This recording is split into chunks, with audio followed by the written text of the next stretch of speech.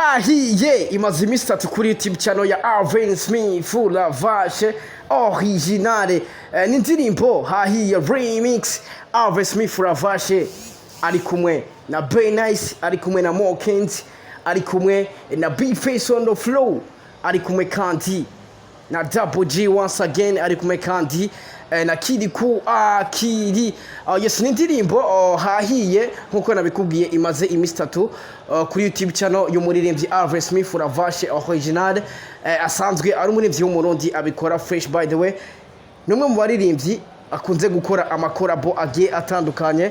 Murabizi neza yuko Rmix yakoranye amakorabo n'ababwiza kuva mu gihugu cy'u Rwanda. Rmix yakoranye amakorabo na Mokens, yakoranye indirimbo na Mona Warda, yakoranye indirimbo kandi na Double G once again, ariyo indirimbo hahiye. Yashimye gukora remix ariko agakusanya abaririmbyi benshi cyane, harimo abaririmbyi navuga neza yuko batoroshe kwegeranya umuririmbyi Double G, kwegeranya umuririmbyi nka B-Face on the flow, Be Nice, Mokens, kiri ku akiri, Double G once again, kubashira mu ndirimbo imwe.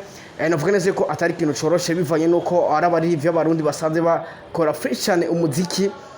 By the way, murazi ko Be Nice asanzwe ari umwe mu bari mu rukundo na Sabi satura amabafre n'amabuye, aho no vyita ko ari umugore wa Sabi nubwo batarakora mariage, ariko no kwemeza neza yuko ari umugore wa Sabi kuko umuntu mubana aba ari umugore wawe. Uretse ko mutarakora mariage ariko umaze kubana n'umuntu, navuga neza yuko ari umugore wa Sabi, kandi ndafitiye icemeza kuko bamaze kuvyarana n'abana barenga umwe. Urumva neza yuko rero umuntu nka Be Nice kumushira mu ndirimbo, urumva ko ari ikintu kitaba coroshe na gatoya. Ufata umuririmbyi nka Double G kumushira mu ndirimbo ni ikintu kitaba coroshe na gatoya. By the way, urumva neza yuko rero Rmix tumuha amashugwe yiwe. Ni indirimbo imaze kurabwa n'abantu 117 mu minsi itatu gusa. Indirimbo hahiye Rmix ni indirimbo by the way iririmbitse neza, ni indirimbo kiri ku akiri akubwira yuko yigishijwe kurya abana, yabikwiye kwa Badadandem nawe ni Big Fariad cyangwa se Mugane Desire. Ni kiri ku akiri akubwira yuko rero iyo ari mu kirori ngo acashaka idemu ngo yabikwiye kwa Badadandem, Big Fizo, Mugane Desire kuva muri The Born to Boy.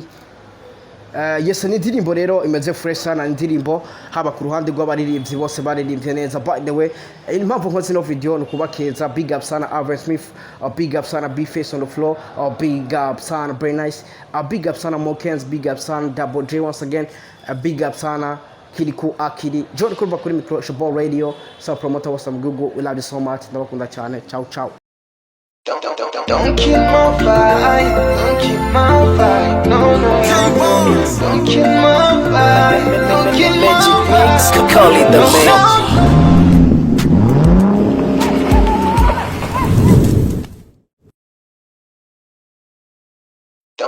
Don't kill my vibe, don't kill my vibe, no, no, no.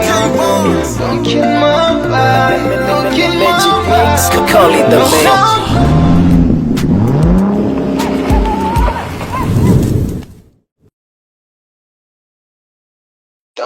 Don't kill my vibe, don't kill my vibe, no, no, no. Don't kill my vibe, don't kill my vibe. Call it the